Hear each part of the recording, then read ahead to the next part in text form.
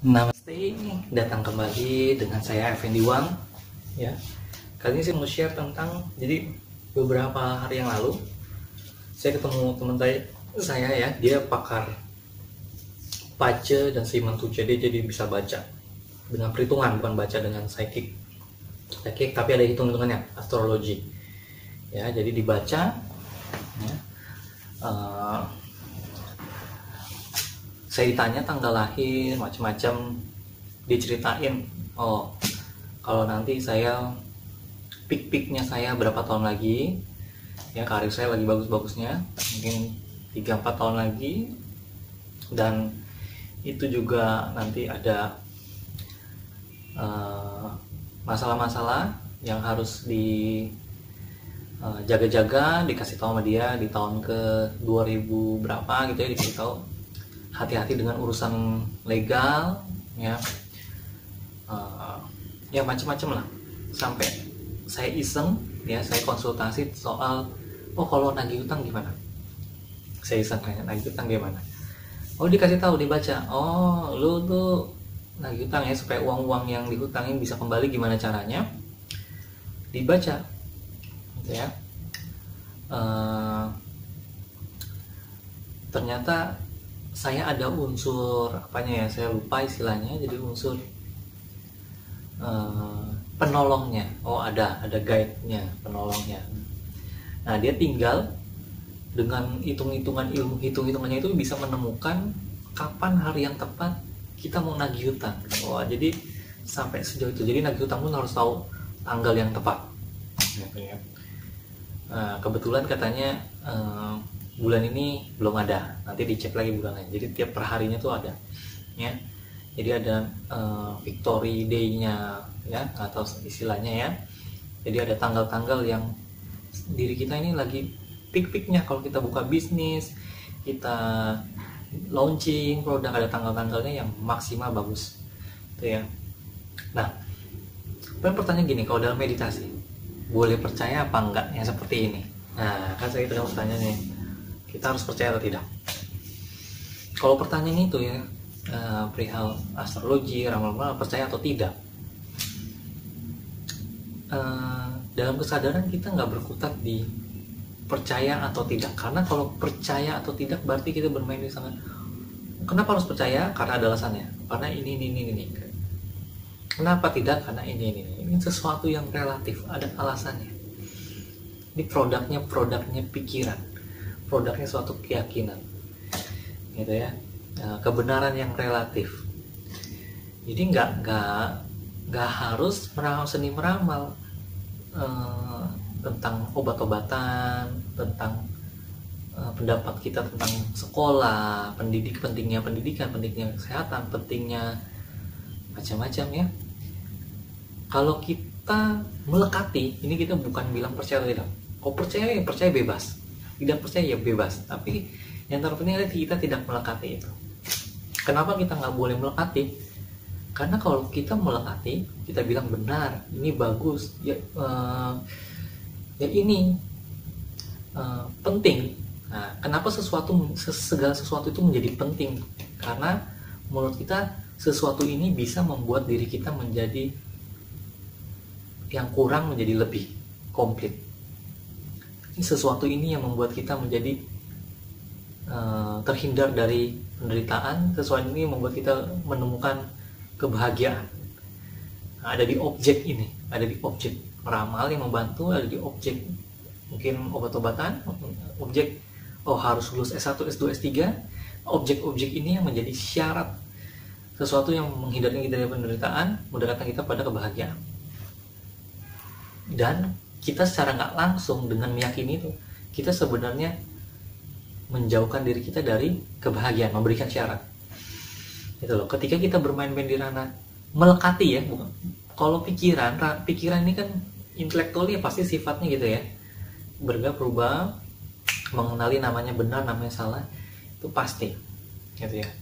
Tapi kalau kita melampaui pikiran, kita mengenali namanya kesadaran, kita tahu ini hanyalah permainan ilusi pikiran kita, ya, ilusi pikiran kita. Jadi bukan kita nggak boleh percaya atau kita tidak boleh tidak percaya, tapi kita tidak boleh melekati. Itu loh kuncinya. Karena kalau kita melekati, berarti kita merasa diri kita ya terpisah dari kebahagiaan, dan kita membutuhkan sesuatu itu untuk kita menjadi bahagia. Gitu loh. Ya, berarti kita mengidentitaskan bahwa diri kita ya jauh dari kebahagiaan. Gitu loh. Karena keyakinan itu yang membuat kita tidak bahagia akhirnya. Ya ini nih ngomong sederhana, enggak saya belum bahas sampai saya yang di level lebih dalam ya, maksudnya physically, sakit fisikal, menderita macam-macam gitu ya. Jadi seperti jadi bukan soal dan teman yakini atau tidak, teman-teman boleh percaya, teman-teman boleh tidak percaya, tapi jangan melekati kepercayaan itu, jangan melekati ketidakpercayaan itu gitu ya. Bagaimana supaya kita tidak melekati? Teman-teman harus mengenali hakikat dari kesejatian dari semua ini. Hakikat mengenali diri, mengenali kebahagiaan sejati, mengenali Tuhan.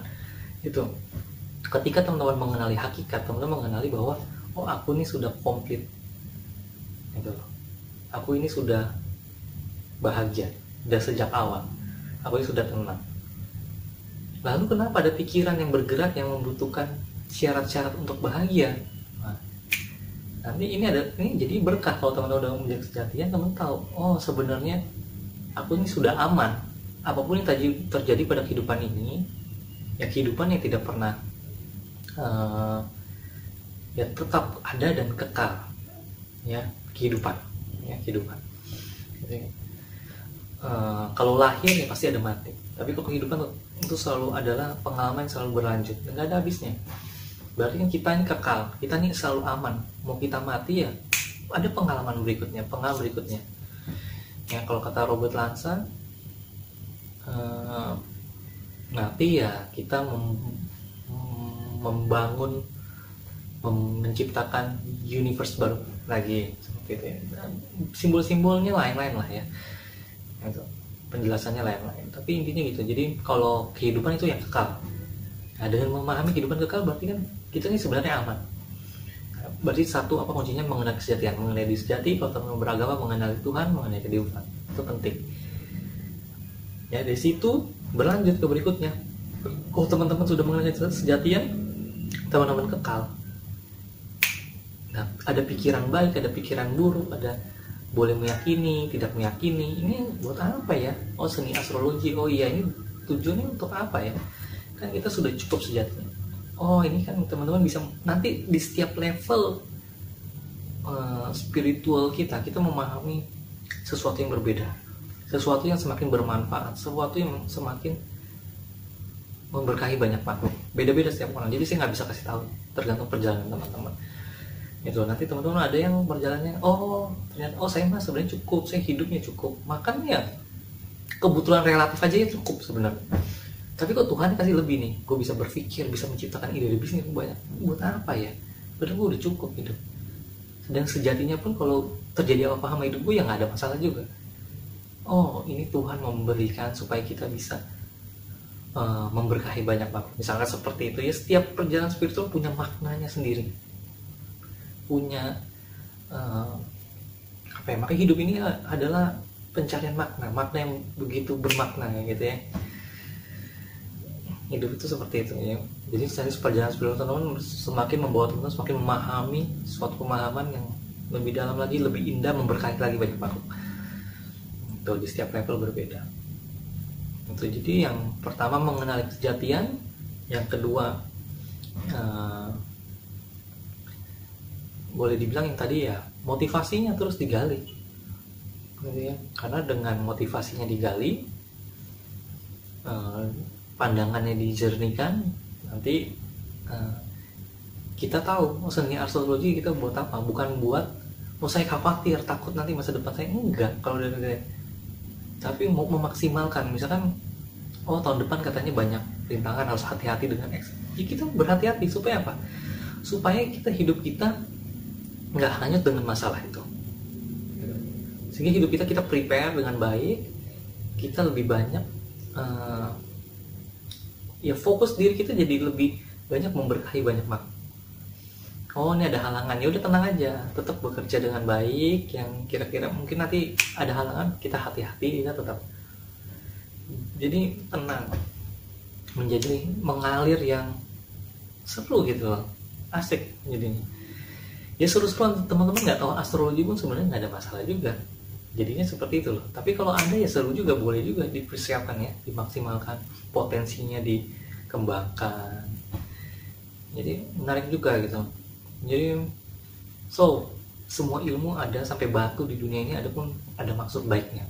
Nah teman-teman temukan maksud baiknya gitu ya. Maksud baiknya mungkin sekarang belum bisa menemukan maksud baiknya, masih egois untuk kebutuhan di sini, tapi pelan-pelan digali, ada maksud baiknya gitu.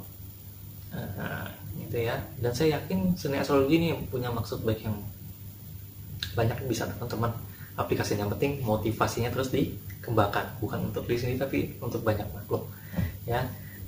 Kita semakin keberlimpahan, kita bisa semakin memberkahi banyak makhluk. Kita semakin sehat, kita semakin tidak menyusahkan banyak orang. Yang harus dihati-hati kan dari pacekung kita, oh hati-hati ini ada masalah di bagian ginjal, berarti kita harus jaga kesehatan ginjal kita supaya kita nggak sakit ya. Jadi itu good juga, bagus juga secara relatif gitu, walaupun secara hakikat udah nggak ada masalah. Jadi gitu ya teman-teman, sedikit sharing dari saya.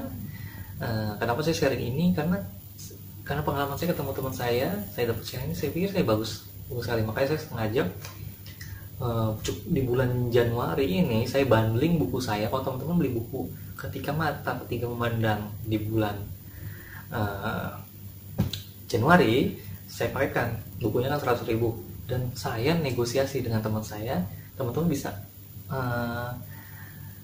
konsultasi, satu pertanyaan cuma 25.000 saja, padahal biaya dia konsultasi biasanya mahal, ratusan sampai jutaan ya. Tapi saya nego untuk bisa ada program untuk satu pertanyaan aja, jadi hanya tambah 25.000, teman-teman bisa, oh secara relatif saya mau nanya soal jodoh gimana, soal karir gimana, supaya kalau bisa dari ini harapan saya teman-teman semakin bisa memberkahi banyak makhluk di 2019 yang seharusnya ada ini. Kalau diperhitungkan bisa sakit ini, teman-teman bisa lebih hati-hati jadi sehat. Kalau teman-teman saya nggak menyusahkan banyak orang. Karir juga seharusnya teman-teman tahun ini lagi susah, ada masalah dengan hati-hati dengan partner bisnis, teman-teman bisa lebih hati-hati memilih partner bisnis sehingga teman-teman tidak begitu banyak masalah yang ruwet di tahun 2019 ini. Maksud saya sih itu sih gitu ya. Jadi buat teman-teman kalau mau ngambil kesempatan ini silakan order buku Ketika Memandang, bisa langsung kontak saya atau saya akan memberikan isi datanya di bawah ini di link yang saya berikan ya.